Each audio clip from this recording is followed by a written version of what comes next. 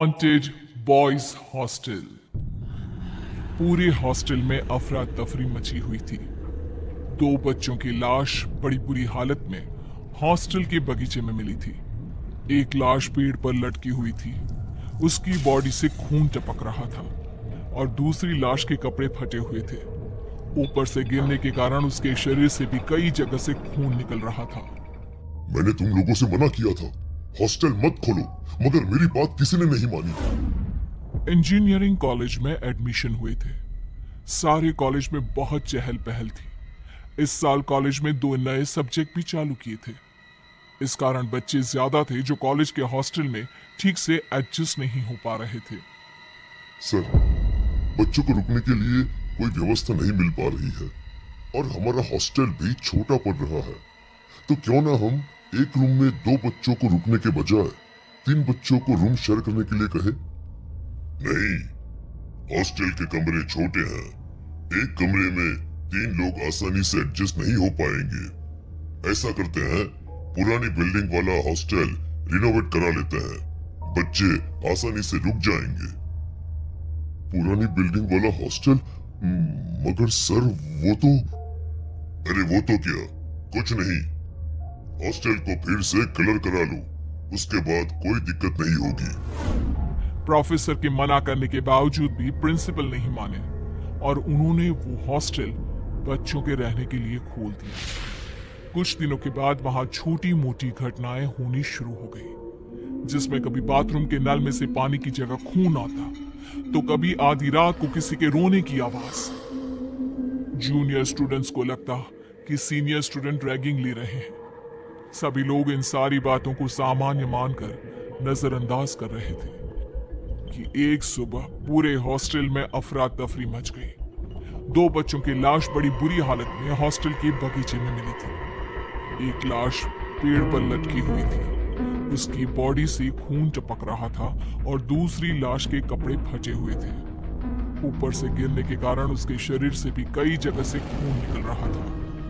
मैंने मना किया था हॉस्टल मत खोलो, मगर मेरी बात किसी ने नहीं मानी। उसी हॉस्टल में रौनक और पीयूष नाम के 2 दोस्त भी थे, जिन्होंने माँ बाप के पैसों की बदौलत इतने बड़े कॉलेज में एडमिशन हासिल किया था। वो लोग वहां पर पढ़ाई करने नहीं, बल्कि मौज मस्ती करने के इरादे से आए थे। वार्डन और चौकीदार दोनों का ही मुंह उन्होंने पैसों से बंद कर रखा था, इसलिए हॉस्टल में उन्हें कोई रोका टोकी नहीं थी। अरे यार, आज तो डिस्को में बहुत लेट हो गए, रात के 3 बज रहे हैं। वार्डन परेशान ना करे तो अच्छा है यार। अरे यार, घबराता क्यों है?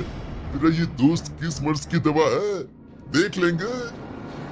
दोनों चुपचाप हॉस्टल में घुसने की कोशिश करते हैं और देखते हैं कि वार्डन और चौकीदार दोनों सो रहे थे।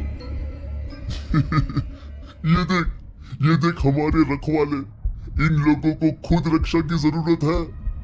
पीयूष की बात सुनकर रौनक के चेहरे पर हंसी आ जाती है। अरे ये देख मेरे पास क्या है।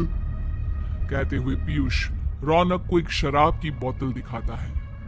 अरे यार, हॉस्टल में शराब भी और शबाब भी।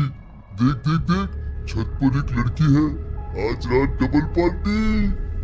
अरे हाँ, हॉस्टल की छत पर एक लड़की है, मगर बॉयज हॉस्टल की छत पर लड़की का क्या काम यार? अरे यार, आई होगी अपने किसी दोस्त से मिलने के लिए। चलो चलो, हम भी थोड़ी सी दोस्ती कर लेते हैं। दोस्ती नहीं, रात रंगीन करनी है। बहुत दिन हो गए, कलेजे को ठंडक मिल जाएगी यार। दोनों कॉलेज की छत पर जा रहे थे। उन्हें हाथ में शराब लेकर जाते हुए एक लड़के ने देख लिया था। वो उन्हें रोकने की कोशिश कर रहा था, मगर वो उसे इग्नोर करके चले गए। अगली सुबह हॉस्टल कॉरिडोर में उन दोनों की लाश मिली। वो लड़का जोसेफ, जिसने उन दोनों को ऊपर जाते देखा था, अपने साथ के लड़कों को रात का किस्सा सुना रहा था। हम लोगों को पागल समझा है क्या? तेरी किसी भी बात पर यकीन कर लेंगे। तुम लोग मानो या ना मानो, छत पर कुछ तो है, वरना कुछ दिनों पहले उन 2 लड़कों की छत से गिरकर मौत हुई, उसके बाद आज ये दोनों। अरे तुमने शायद उन दोनों की पोस्टमार्टम रिपोर्ट के बारे में नहीं सुना। दोनों शराब पिए हुए थे, शराब के नशे में छत से गिर गए। मगर जोसेफ नमीत की बात मानने को तैयार नहीं था। मैं तुझे गलत साबित करके ही रहूंगा। आज रात हम लोग छत पर मिलेंगे। अब दूध का दूध और पानी का पानी हो जाएगा। यदि आत्मा भी होगी तो हम सब लोग साथ में रहेंगे, तो वो हमारा कुछ नहीं बिगाड़ पाएगी। रात को 12 बजे के बाद जब सब लोग हॉस्टल में सो गए थे, जोसेफ और नमीत अपने दो दोस्तों के साथ हॉस्टल की छत पर जा रहे थे। सब कुछ शांत था, कहीं भी कोई हलचल नहीं थी। कुछ देर के बाद उन्हें अपने आसपास पायल की आवाज सुनाई देने लगी। छत पर एक अजीब सी बदबू आ रही थी। सब लोग इधर उधर देख रहे थे कि अचानक नमित जोरों से चिल्लाने लगा। सामने एक बहुत ही खूबसूरत लड़की खड़ी थी। अरे उधर देखो, आधी रात में हॉस्टल की छत पर कितनी खूबसूरत लड़की खड़ी है। शायद पायल की आवाज उसी की आ रही थी। चारों लड़के मंत्र मुग्ध होकर उस लड़की की ओर बढ़ने लगे।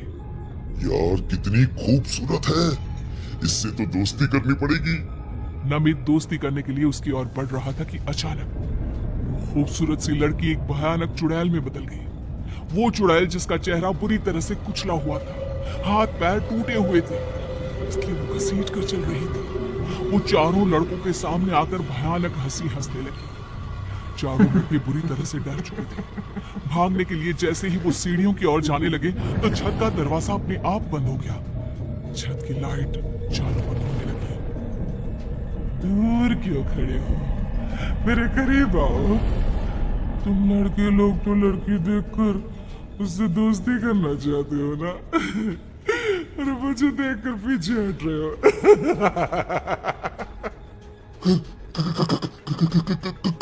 कौन हो तुम? यहाँ क्या कर रही हो?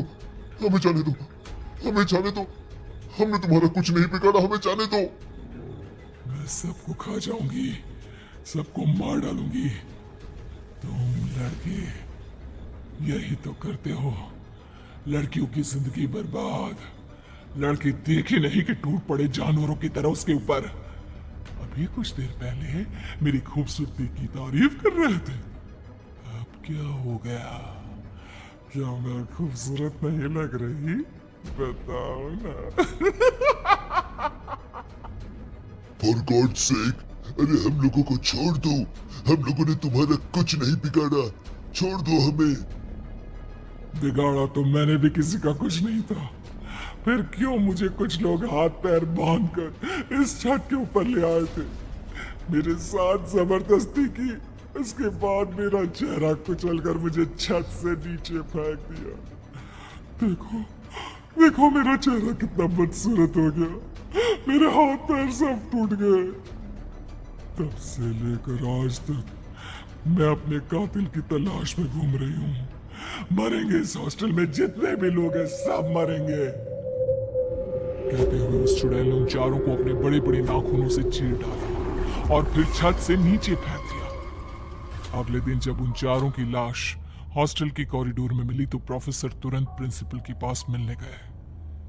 आप लोग ये मानने के लिए तैयार क्यों नहीं है कि पुरानी हॉस्टल में कोई बुरा साया है? अब क्या आप सब बच्चों की जान लेकर यकीन करोगे? नहीं नहीं प्रोफेसर, आपकी बात नहीं मानकर हमने बहुत बड़ी गलती करी। मगर अब वह हॉस्टल हमेशा के लिए बंद हो जाएगा।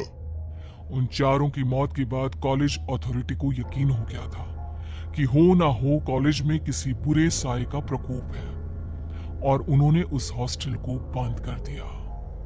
मगर आज भी रात में लोगों को वो खूबसूरत लड़की हॉस्टल की छत पर खड़ी नजर आती है, जैसे किसी का इंतजार कर रही है।